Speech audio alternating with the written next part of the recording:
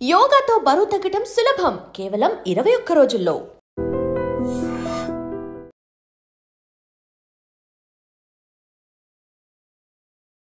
Welcome to iDream media.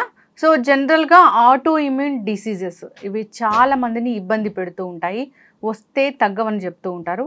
అసలు ఎందుకు auto immune diseases అనేవి ఎందుకు వస్తాయి, రాకుండా జాగ్రత్తలు ఏం తీసుకోవాలి, అసలు ఎలాంటి డిసీజుల్ని మనం ఆటో ఇమ్యూన్ డిసీజెస్ అని అంటాము, వీటికి ఉన్న ట్రీట్మెంట్ ఏంటి? సో పూర్తి వివరాలు తెలుసుకుందాం. మనతో పాటు ప్రముఖ immunologist and rheumatologist doctor Tejaswini Ramaneni గారు ఉన్నారు. డాక్టర్ గారు నమస్తే అండి. నమస్తే అండి. డాక్టర్ గారు, జనరల్గానే జ్వరము ఇలాంటివి ఏదైనా వస్తే సో వాటికి పర్టికులర్గా ఇందువల్ల వచ్చింది, రూట్ కాజ్ ఇది, ఇలా తెలుసుకున్న ట్రీట్మెంట్స్ అనేవి ఉంటాయి. సో అయితే ఆటో ఇమ్యూన్ డిసీజెస్ అనేవి ఎందుకు వస్తాయో తెలియదని కూడా చెప్తూ ఉంటారు. వీళ్ళకే వస్తాయి పర్టికులర్గానే చెప్పలేమని కూడా చెప్తూ ఉంటారు. So auto immune diseases, auto immune disorders ఎట్లా డిఫైన్ చేస్తారు మీరు? ఇప్పుడు ఆటో ఇమ్యూన్ డిసీజెస్ గురించి మాట్లాడాలి అంటే ఫస్ట్ మనం ఇమ్యూన్ సిస్టమ్ గురించి తెలుసుకుందాం. ఇమ్యూన్ సిస్టమ్ అన్నది అందరిలో ఉండే ఒక రక్షణ వ్యవస్థ. మామూలుగా మనకి కామన్ టర్మ్స్లో చెప్పాలంటే police system or soldier at border ఎలా ఉన్నారో అలా మనలో కూడా ఇమ్యూన్ సిస్టమ్ అన్నది రక్షణ వ్యవస్థలా వ్యవహరిస్తుంది. బయట నుంచి వచ్చే ఇన్ఫెక్షన్స్, వైరస్ కావచ్చు, బ్యాక్టీరియా కావచ్చు, ఫంగస్ కావచ్చు, అట్లా బయట నుంచి వచ్చే క్రిముల నుంచి మనల్ని ప్రొటెక్ట్ చేయడానికి పని చేయాలి నార్మల్గా. దానికి రక్షణ పని ఒకటే కాకుండా వేరే రకమైనటువంటి వేరే పనులు కూడా ఉన్నాయి. వాటిలోనే ఇంకొకటి ఏమంటామంటే సర్వేలెన్స్. అంటే ప్రతిరోజు ప్రతి క్షణం కూడా మన ఇమ్యూన్ సెల్స్ అన్నవి మనలో ఉండేవి పరిశీలన చేస్తూ ఉంటాయి. ప్రతిరోజు ప్రతి క్షణం కూడా చెడు కణాలు ఏవైనా పుట్టుకొస్తున్నాయా అని చెక్ చేస్తూ ఉంటాయి. ఇప్పుడు క్యాన్సర్ వచ్చేది కూడా ప్రతిరోజు మనలో ఏదో ఒక మాలిగ్నెన్స్ అని ఎక్కడో ఒకటి పుడుతూనే ఉంటుంది. కానీ వాటిని కంట్రోల్లో ఉంచేది మన ఇమ్యూన్ సిస్టమ్. పరిశీలన చేస్తుంది, చేసి అది ఐడెంటిఫై అయిన తర్వాత దానిని నియంత్రిస్తుంది. అక్కడి నుంచి పెరగకుండా దాన్ని చంపేస్తుంది అక్కడికక్కడ. ఇదే కాకుండా ఇంకొకటి స్మృతి, అంటే మెమరీ అంటాం. ఇప్పుడు మనకు ఒక ఇన్ఫెక్షన్ వచ్చింది ఫర్ ఎగ్జాంపుల్, దాన్ని కంట్రోల్ చేసిన తర్వాత మన ఇమ్యూన్ సెల్స్ వాటిని గుర్తుపెట్టుకుంటాయి. దీన్నే మెమరీ ఆర్ స్మృతి అంటాం.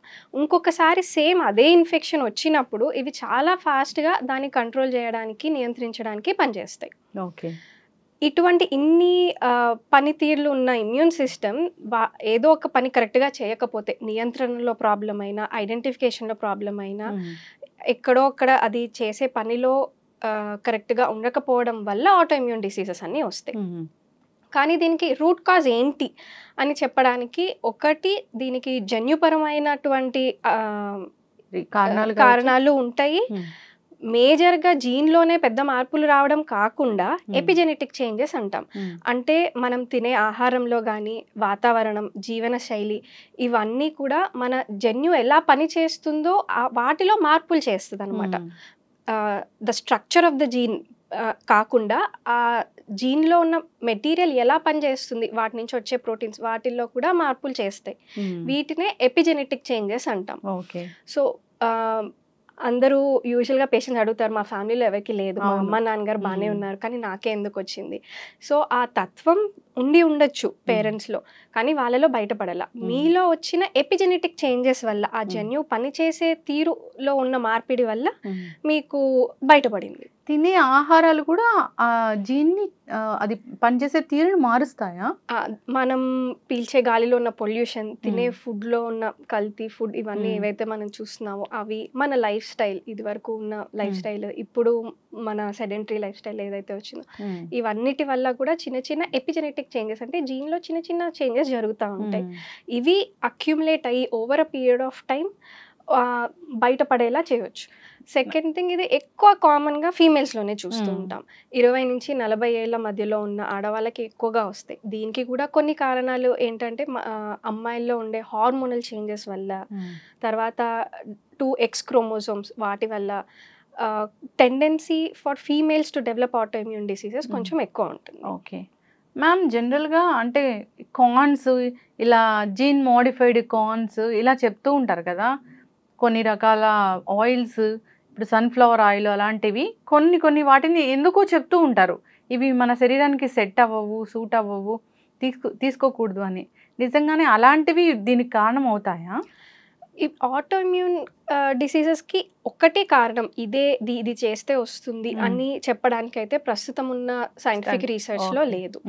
బట్ ఈ జన్యువులో వచ్చే మార్పుల వల్ల వస్తుంది అని నిర్ధారణ ఉంది. ఇది ప్రాబబ్లీ పొల్యూషన్ వల్ల, కల్తీ ఫుడ్ వల్ల ఆర్ మన లైఫ్ స్టైల్ వల్ల అయి ఉండొచ్చు అని తేలింది. కాకపోతే ఒక సింగిల్ పాయింట్ దీని వల్ల వస్తుంది సో ఇది అవాయిడ్ చేయండి అన్నట్టు లేదు. ఈవెన్ డైట్ విషయానికి వస్తే చాలా మంది ఏం తినాలి ఏది తినకూడదు అని అడుగుతారు. సో దీనికి కూడా చాలా క్లినికల్ ట్రయల్స్లో డయట్ మార్పిడి చేసి కూడా చూడడం జరిగింది. మెడిటరేనియన్ డైట్ కానీ అట్లా ఆటోఇమ్యూన్ డైట్ అని అంటూ ఉంటారు. వీటి వల్ల ఎంతో అంత కొంచెం క్లినికల్ బెనిఫిట్ కనపడింది కానీ డిసీజ్ యాక్టివిటీ తగ్గింది, డిసీజ్ కంట్రోల్లోకి వచ్చేసింది లేదా తగ్గిపోయింది అని ఎక్కడా నిర్ధారణ అవ్వలేదు. ఇంకొకటి ఏంటంటే red meat, mutton, beef, pork వీటి వల్ల తత్వం ఆర్ ఆటోఇమ్యూన్ డిసీజ్ కొంచెం పెరగచ్చు అని ఉంది. సో కామన్గా అవి అవాయిడ్ చేయమని చెప్తాం. బట్ అదర్వైజ్ ఖచ్చితంగా దీనివల్లే వస్తుంది అని అయితే నిర్ధారణలో లేదు. ఓకే. సో అయితే ఈ ఆటోఇమ్యూన్ డిసీజెస్ అనేవి అసలు ఎన్ని ఉన్నాయి? ఇప్పుడు ఆటోఇమ్యూన్ డిసీజెస్ గురించి తెలుసుకోవడానికి వీటిల్లో చాలా రకాలు ఉన్నాయి. కామన్గా మనం చూసేది మన కంట్రీలో రుమటాయిడ్ ఆర్థరైటిస్. ఈవెన్ అదే లైన్స్లో ఈవెన్ వరల్డ్ వైడ్ కూడా the commonest disease is rheumatoid arthritis. ఇది కూడా ఎక్కువ ఆడవాళ్ళలో వస్తుంది. ఏజ్ కూడా ఆల్మోస్ట్ 30 నుంచి 60 ఏళ్ళ మధ్యలో ఉన్న ఫీమేల్స్కి రావచ్చు.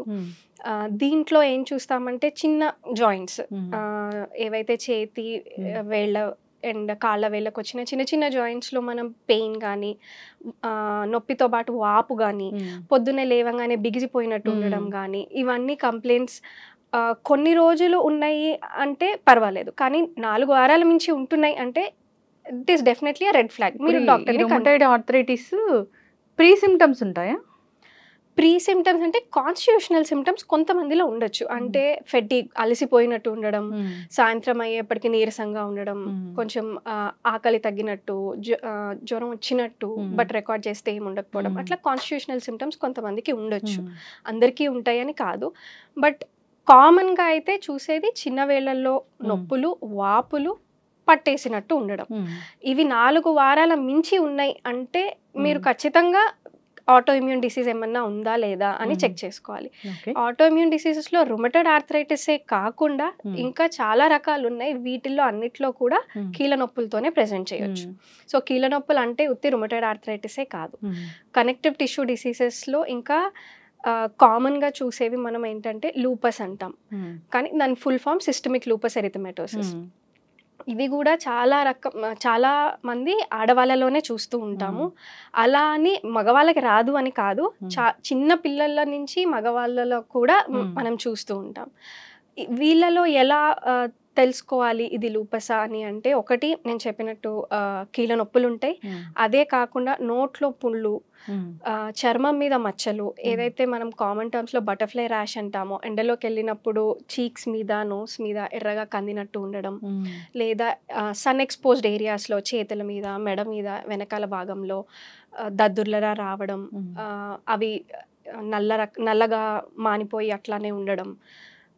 ఇవే కాకుండా బయటకి కనిపించేవి ఇవి, బట్ అలా అని ఉత్తి బయట కనపడే కాదు, లోపల ఆర్గాన్స్ని కూడా ఎఫెక్ట్ చేస్తుంది. అంటే మన ఊపిరితిత్తులు, దగ్గు రావడం, నడిస్తే ఆయాసం రావడం, మూత్రపిండాలు ఎఫెక్ట్ అయితే మూత్రంలో ప్రోటీన్ పోవడం, అంటే మూత్రం నురుగులా రావడం అయ్యి చూస్తూ ఉంటాము. పోను ట్రీట్మెంట్ తీసుకోకపోతే కిడ్నీ ఫంక్షనింగ్ తగ్గిపోవచ్చు. ఇవే కాకుండా రక్తనాళాలని కూడా ఎఫెక్ట్ చేయొచ్చు. అది మనకి మళ్ళీ చర్మం మీద దద్దుర్లా కానీ, లేదంటే తొందరగా గుండెపోటు రావడం, ఇవన్నీ కారణాలు ఉంటాయి.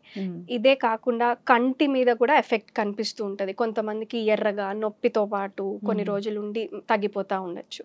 ఇవన్నీ కూడా చిన్న చిన్న సైన్స్ ఆటోఇమ్యూన్ డిసీజెస్ ఉన్నాయేమో అని ఆలోచించాలి. ఈ చెప్పిన నేను సిమ్టమ్స్ అన్నీ కూడా ఫీవర్లోనో వేరే కామన్ ఇల్నెసెస్లో భాగంగా ఉంటాయి. సో అది అనుకుని వదిలేస్తారు. అక్కడే మనకి డయాగ్నోసిస్లో చాలా డిలే జరుగుతుంది. రుమటాలజిస్ట్ని కన్సల్ట్ చేసే లోపే ఆటోఇమ్యూన్ డిసీజ్ వల్ల అయ్యే డ్యామేజ్ ఆల్రెడీ సెట్ ఇన్ అయిపోతుంది. మయోసైటిస్ కూడా ఆటోఇమ్యూన్ డిసీజెస్లో ఒక భాగమే. రుమటాయిడ్ ఆర్థరైటిస్, లూపస్ కొంచెం ఎక్కువ కామన్వి. అంతకన్నా కొంచెం తక్కువగా చూసేవి మనం స్పాండైలో ఆర్థరైటిస్ అంటాం. ఇవి ఎక్కువగా మగవాళ్ళలో చూస్తూ ఉంటాం. 45 ఏళ్ల లోపు ఉన్న మగవాళ్ళకి వెన్ను నొప్పి, పొద్దున లేవంగానే పట్టేసినట్టు ఉండడం, వంగలేకపోవడం, అలాగా క్రమేణా వెళ్తా ఉంటే మెడ అటు ఇటు తిప్పలేకపోవడం, వంగలేకపోవడం, ఇవన్నీ చూస్తూ ఉంటాం. ఇంకొకటి మయోసైటిస్, ఇది కండరాలని ఎఫెక్ట్ చేస్తూ ఉంటుంది. కింద కూర్చుని లేవలేకపోవడం, చేతులు పైకెట్టి తలదూకోవడం అవ్వకపోవడం, ఇంకా మరీ తీవ్రంగా ఉంటే మింగడానికి ఇబ్బంది, ఊపిరి తీసుకోవడానికి ఇబ్బంది కూడా ఉంటుంది. వీటిల్లో కూడా ర్యాష్ రావచ్చు. నేను చెప్పినట్టు మొహం మీద ర్యాష్ కానీ, చేతుల మీద ర్యాష్ కానీ, ర్యాష్ అదే కాకుండా ఊపిరితిత్తులు కూడా ఎఫెక్ట్ అవ్వచ్చు. మయోసైటిస్లో మజిల్సే కాకుండా చాలా ఫాస్ట్గా ఊపిరితిత్తులు కూడా ఎఫెక్ట్ అవుతాయి. సో డిసీజ్ ఏంటి, దాంట్లో ఇంటర్నల్ ఆర్గాన్ డ్యామేజ్ ఎంత జరిగింది చూసుకుని దాన్ని బట్టి ట్రీట్మెంట్ ఇవ్వడం జరుగుతుంది. సోరియాసిస్ కూడా ఈ ఆటో ఇమ్యూన్ డిసీజ్ దాంట్లోకి వస్తుందా? సోరియాసిస్ కూడా ఆటో ఇమ్యూన్ ఇటియాలజీయే, అంటే దానివల్లే వస్తుంది. దీంట్లో కొంతమందికి జాయింట్స్ కూడా ఎఫెక్ట్ అవుతాయి. దాన్నే మనం సోరియాటిక్ ఆర్థరైటిస్ అంటాం.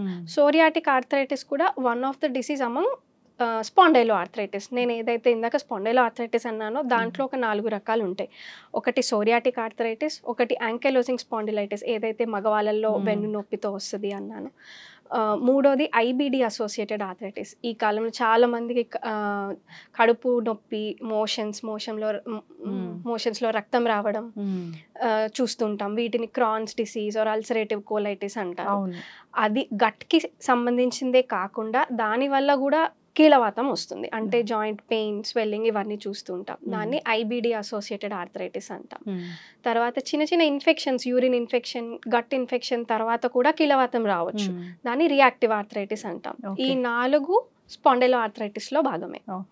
మ్యామ్, ఇప్పుడు చెప్పిన ఈ ఆటో ఇమ్యూన్ డిసీజెస్ అనేవి జనరల్గా వస్తే కనుక సో దానికి జీవితాంతం మందులు వాడాల్సిందే అనేది ఉంటుంది.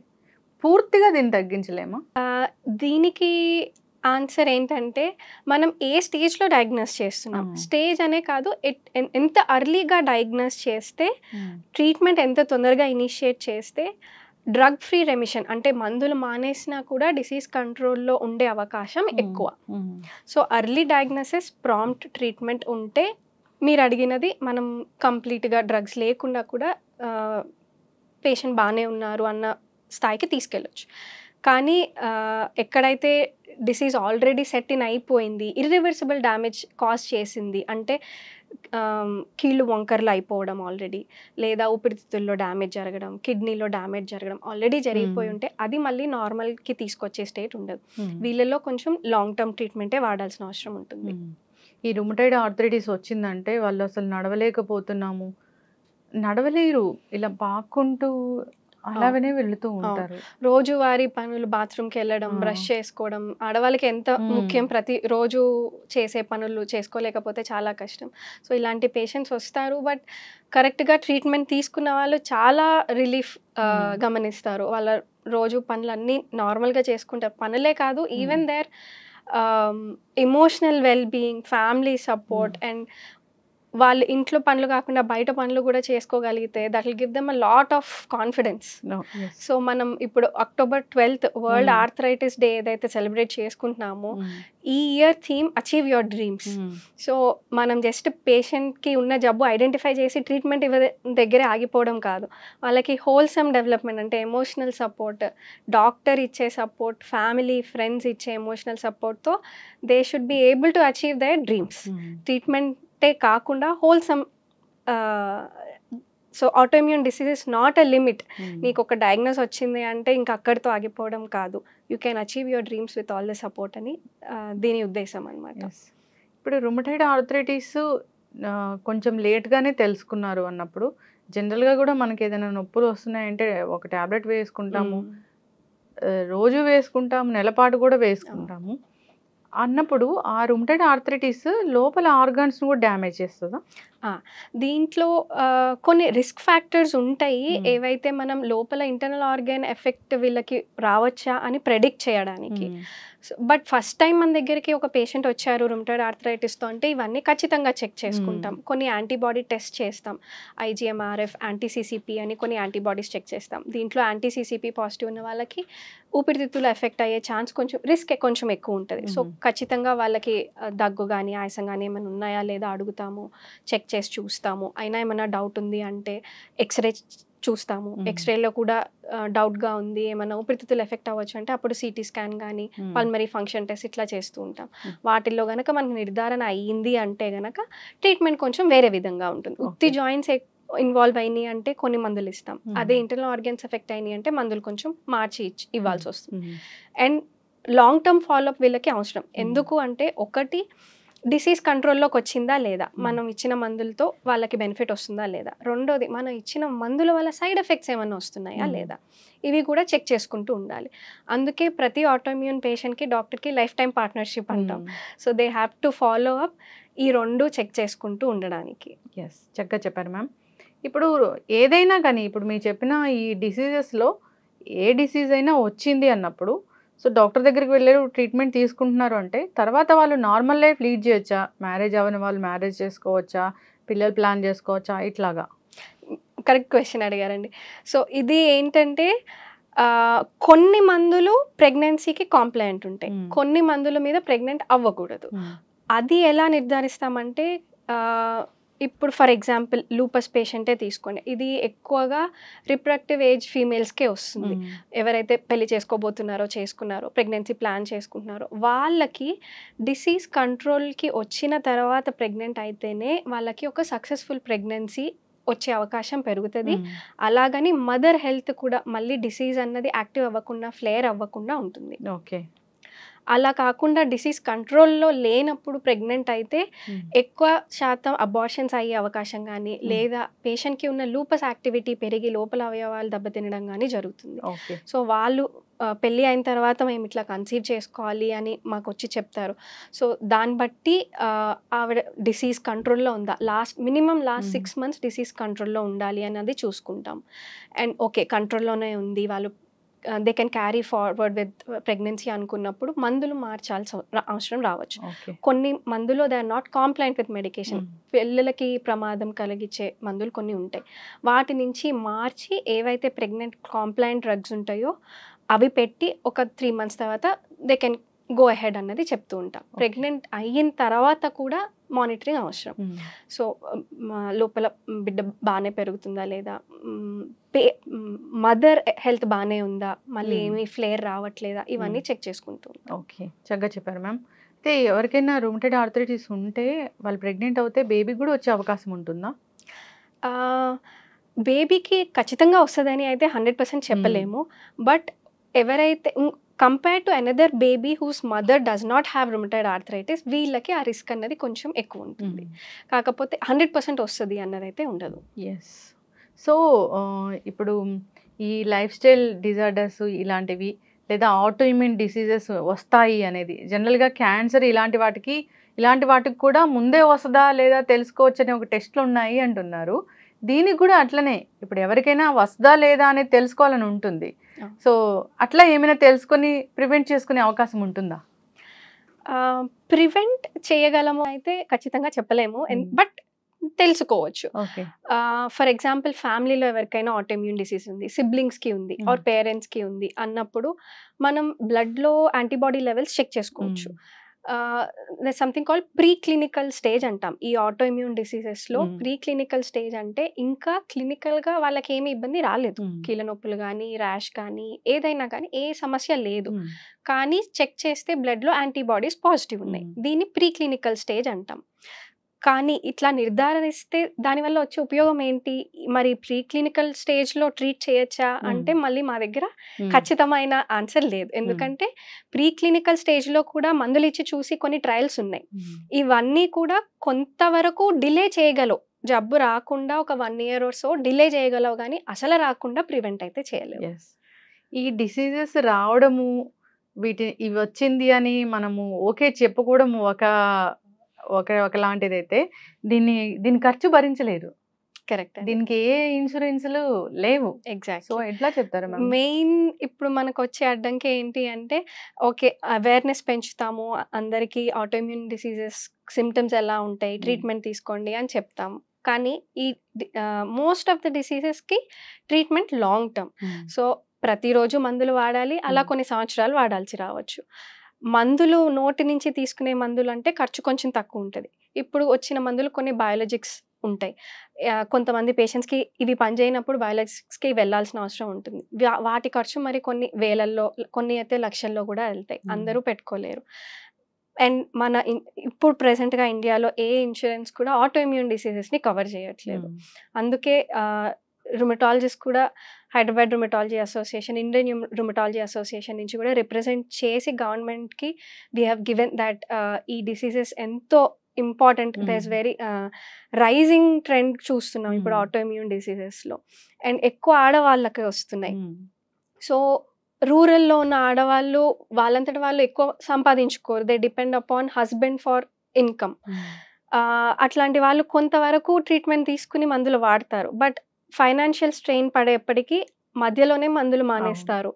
అండ్ వాళ్ళ దగ్గరలో ఉన్న చెట్ల మందులు తీసుకోవడం, ఆయుర్వేదిక్ మందులు తీసుకోవడం అది చేస్తారు. కానీ వాటి వల్ల డిసీజ్ కంట్రోల్ అవుతుందో లేదో, దానివల్ల ఇంకేం సైడ్ ఎఫెక్ట్స్ వస్తున్నాయో, ఇర్రివర్సిబుల్ డ్యామేజ్ అయిపోయినాక మళ్ళీ మన దగ్గరికి వచ్చినా మనం పెద్దగా చేసేది ఉండకపోవచ్చు.